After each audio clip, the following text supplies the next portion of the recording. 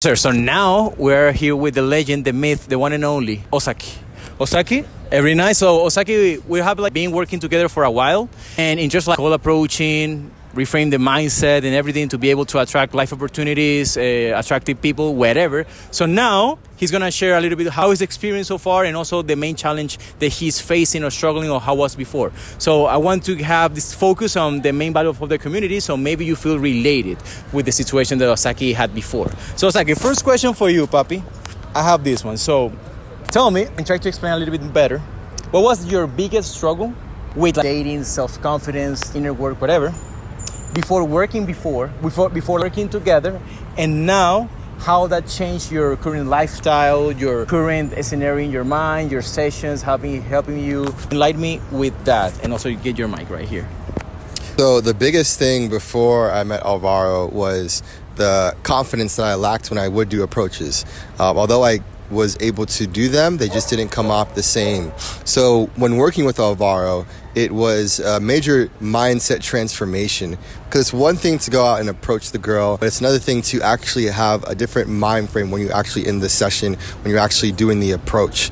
And because of that, I was able to get a lot different results. My conversations were better. I was able to get more dates. And overall, it was just a much better experience outside of just the dating aspect of it.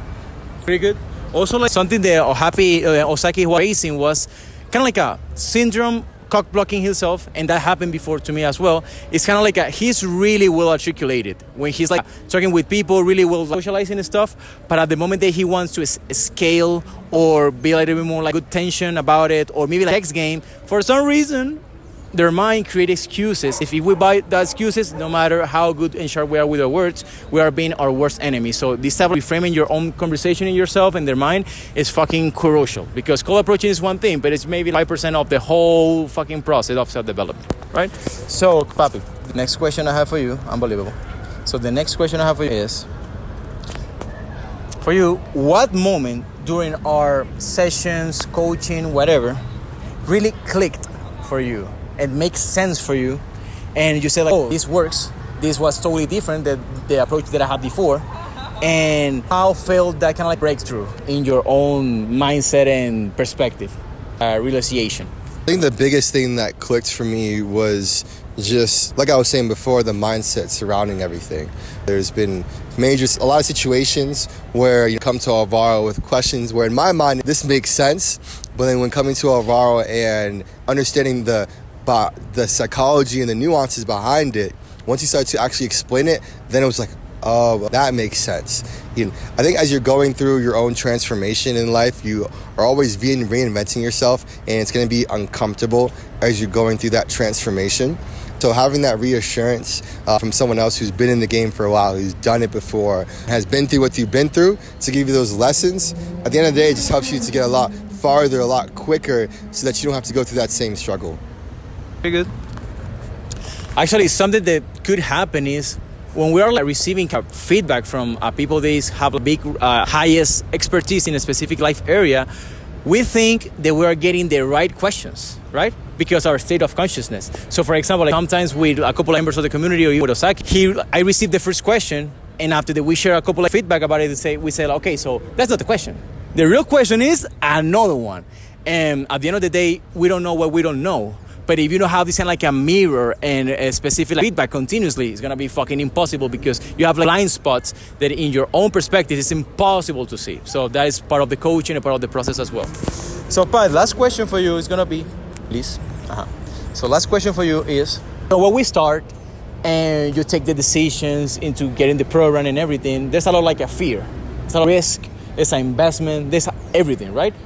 So now with all the experience that we got together and everything, if a specific person or a friend asks you specifically, they should do this work, they should do the inner work, the program, all what we're doing together, what would you tell them? Well, the main thing I would tell you is, if not now, then when? Because either you pay with time or you pay with money. And most people end up paying with time, and they go through the struggles, and honestly, they never even figure it out sometimes. So at the end of the day, you're going to pay with either one. For me, when I was investing, it really was just about the money. At the time, I wasn't making a whole lot of money, and things just didn't seem like it would financially align. But I knew that if I didn't invest in this, if I didn't actually get this coaching, then I'm not going to do it. I work a full-time job, I'm busy. But the thing is, you have to make time for these things, because if you don't make time for it now, then you're going to suffer in some way or shape or form later on. So once I did make that investment and went all in, I made time. Because at the end of the day, if I don't make time for this, then I'm not going to get the exceptional results that I want. I'm not going to be that person that I always dreamed of because I didn't invest in myself and I have to go through the hardships, which at the end of the day, most of us men don't want to actually go through and learn what it's like to actually go through something like this, whether it be like dating, but more than just the dating, the mindset behind it. For me, a lot of things helped. I was the only thing that really was holding myself back. I've always held my own self back from getting to the point where I wanted to be. And eventually you just come to a point where you realize that, man, if I don't do something drastically different than what I was doing before, then I'm not going to get the results, because I've lived my life all the way up to this point, haven't got the results that I want. Something has to change. And if it has to be an investment, money comes and goes. And for me, Alvaro always says, God is wise. If there's a will, there's a way. You'll figure it out. So that really is just, at the end of the day, you'll figure it out. But you gotta do it, because either you spend time or money, and the last thing you want to do is spend time, which you can never get back. 100%. So also, like, a little bit, is like be able to connect with high quality men in a really good community, because they're supporting you. And when life gets harder, by yourself, it's gonna be super. It feels counterintuitive, because this is not like sales video. It's really not. You must do this shit with the resources that you currently have, with me, with everybody, with anybody. But I mean, there's no shortcut.